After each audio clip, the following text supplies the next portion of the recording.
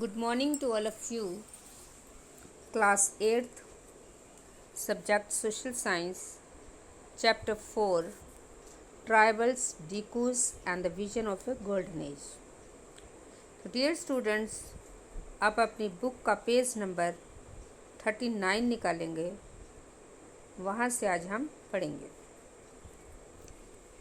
तो अभी आप लेसन शुरू करेंगे। In 1895, a man named Birsa was seen roaming the forest and villages of छोटा नागपुर in झारखंड। तो 1895 में बिरसा नाम के एक आदमी को झारखंड में छोटा नागपुर के जंगलों और गांव में घूमते देखा गया। People said he had miraculous power. He could cure all diseases and multiply grain. Birsa himself declared that God had appointed him to save his people from trouble, free them from the slavery of Dikus, outsiders. Soon thousands began following Birsa, believing that he was Bhagwan, God, and had come to solve all their problems.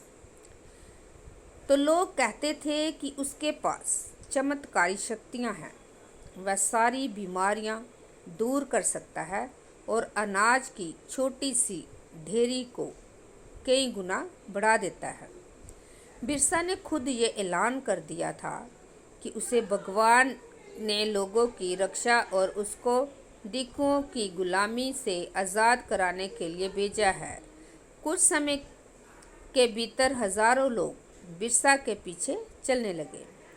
वह उसे भगवान मानते थे। उन्हें यकीन था कि वह उनकी समस्या दूर करने आया है।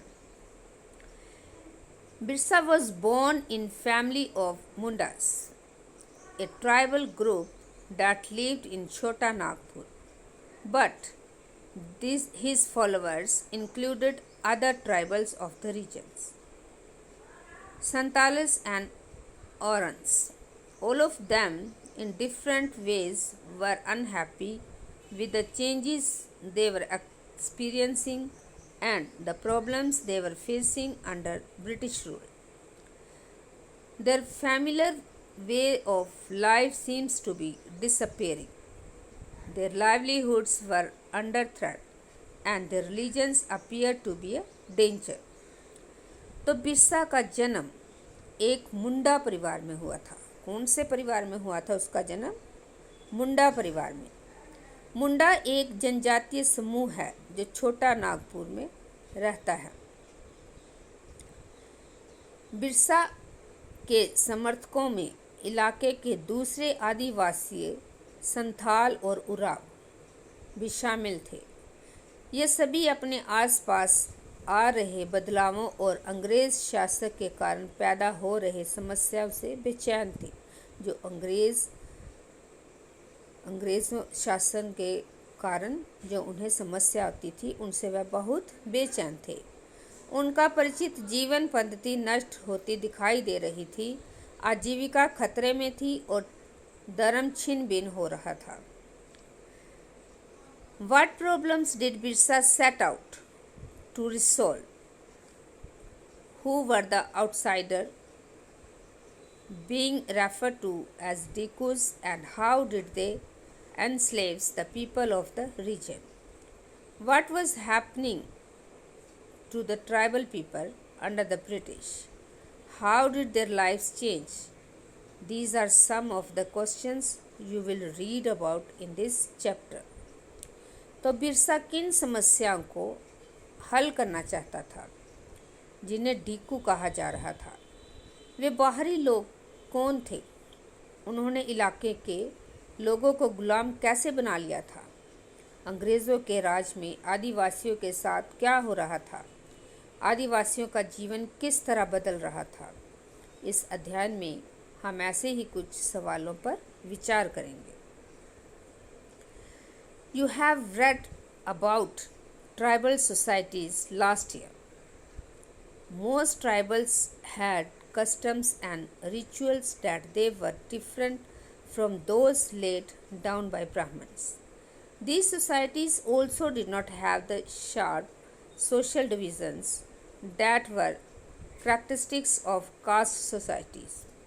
All those who belonged to the same tribe thought of themselves as sharing common ties of kinship. However, this did not mean that there were no social and economic differences within tribals. तो पिछले साल आपने आदिवासी समाजों के बारे में पढ़ा था। ज़्यादातर कबीलों के रीति रिवाज और रस्में ब्राह्मणों द्वारा निर्धारित रीति रिवाजों और रस्मों में बहुत अलग था। इन समाजों में ऐसे गहरे सामाजिक भेद भी नहीं थे जो जाति पर आधारित समाजों में दिखाई देते हैं। एक कबीले के सारे लोग कुटुंब के बंधनों में बंधे होते थे, लेकिन इसका ये मतलब भी नहीं है कि आदिवासियों के बीच कोई आर्थिक और सामाजिक फर्क नहीं था। अब इसके बाद आगे हम देखेंगे, नेक्स्ट पेज निकालेंगे आप। How did tribal groups live? जनजातीय समूह किस तरह जीते थे? By the 19th century, tribal peoples in different parts of India were involved in a variety of activities. तो 19वीं सदी तक देश के विभिन्न भागों में आदिवासी तरह तरह की गतिविधियों में सक्रिय थे। Some were झूम cultivators, तो कुछ झूम खेती करते थे। Some of them practiced झूम cultivation, that is, some of them practiced झूम cultivation, that is shifting cultivation. तो उनमें से कुछ समुदाय झूम खेती करते थे। झूम खेती घुमंतू खेती को कहा जाता है। This was done on small patches of land, mostly in forest.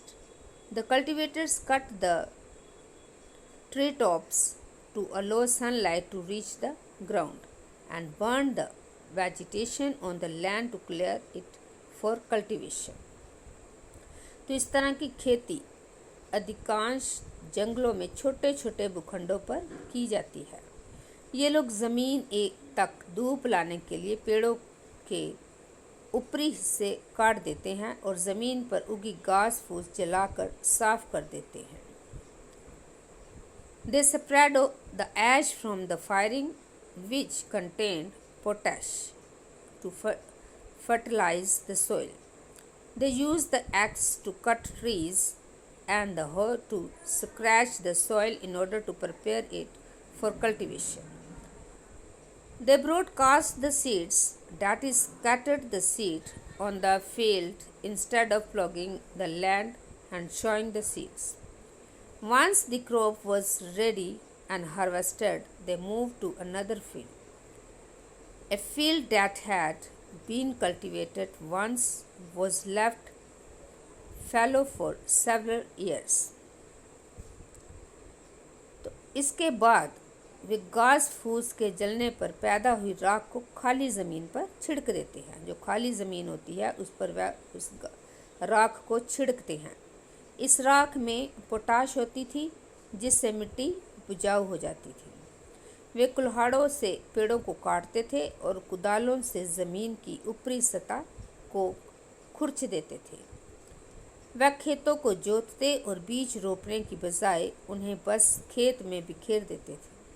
जब एक बार फसल तैयार हो जाती थी तो उसे काट कर वह दूसरी जगह के लिए चल पड़ते थे, जहाँ से उन्होंने अभी फसल काटी थी वह जगह कई साल तक परती पड़ी रहती थी।